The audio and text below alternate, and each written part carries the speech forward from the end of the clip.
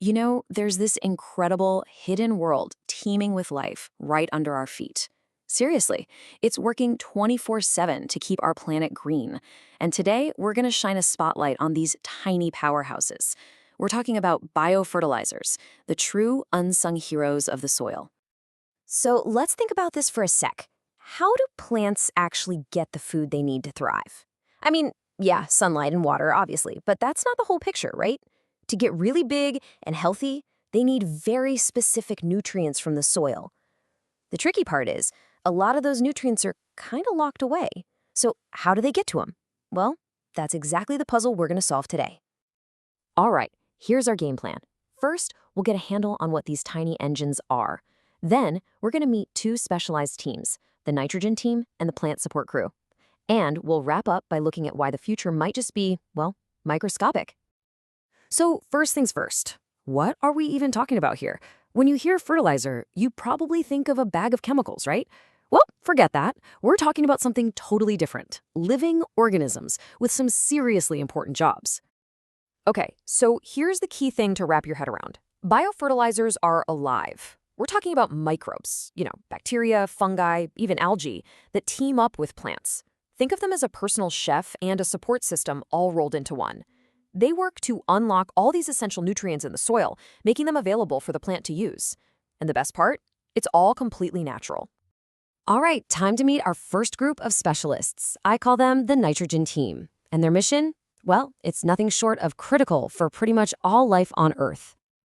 Get this, the air all around us is almost 80% nitrogen. But for plants, it's completely useless in that form. It's kind of like having a pantry packed with canned food, but you don't have a can opener. This team, they are the can opener. They perform this amazing trick called nitrogen fixation, where they grab nitrogen from the air and turn it into something plants can actually eat. And here's the starting lineup. You've got names like Rhizobium, Azospirillum, Azotactor, even blue-green algae and Frankia. Now, I know the names might sound a bit complex, but each one has its own special move for tackling that nitrogen problem. Let's zoom in on a couple of the star players. First up, we have Rhizobium. This one is the ultimate team player. It forms a special partnership, a symbiotic relationship, with leguminous crops, things like peas, beans, and lentils. What it does is actually move right into the plant's roots and sets up these little nitrogen-fixing factories called nodules. In return for a safe place to live and some food from the plant, it just pumps out usable nitrogen. It's a perfect win-win situation. Okay, next up is Azotobacter. Now, this one's different. Unlike Rhizobium, which needs to partner up and live inside a plant, Azotobacter is a free agent.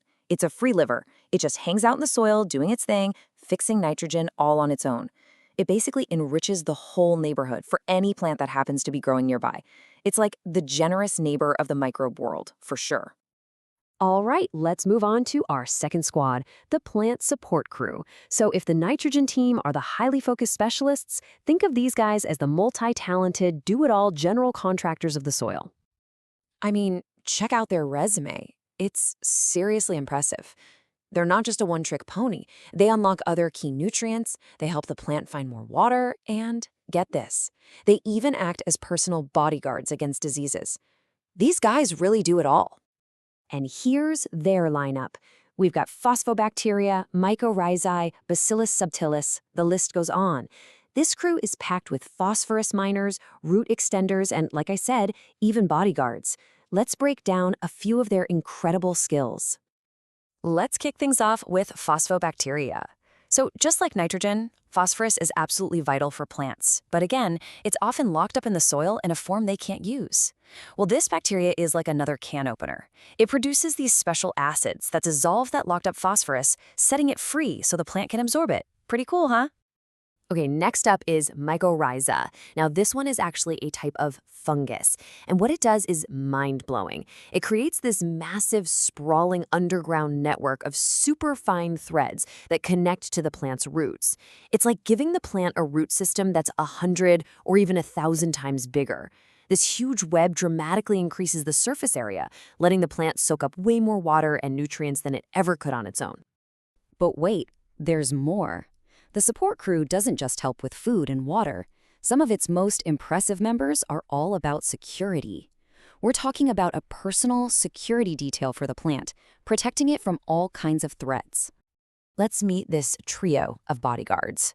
First, you have Bacillus subtilis, which acts like a bouncer, directly suppressing nasty pathogens in the soil. Then there's trichoderma, a fungus that's basically a hunter-killer, actively seeking out and destroying other harmful fungi. And maybe the coolest one, Pseudomonas fluorescens, goes a step further. It's like a personal trainer for the plant's immune system, boosting its natural defenses so it can fight off infections all by itself. Okay, so we've met the nitrogen team and the support crew and a bunch of their star players. Let's zoom out now and look at the big picture. What does all of this really mean for us? This chart really brings it all together, doesn't it? You can see our 10 microbes broken down by their main job. You've got your nitrogen fixation crew, Rhizobium, Azotobacter, and the others. Then you have the nutrient management team like phosphobacteria and mycorrhiza that handle other key elements. And finally, the plant protection squad, your bodyguards. And here's the most important part to remember. These microbes don't work alone. Not at all. Together, they create this incredibly complex and thriving ecosystem just beneath the surface. You see, healthy soil isn't just dirt. It's a bustling, microscopic city, with everyone working together to support the plants we see above ground. So it really makes you think, doesn't it? As we search for all these futuristic, high-tech solutions to feed our planet and fix our ecosystems, what if the most powerful tool we have isn't some new invention? What if the key to a sustainable future has been here the entire time? A living, breathing technology just waiting for us to rediscover it, right there in the soil beneath our feet.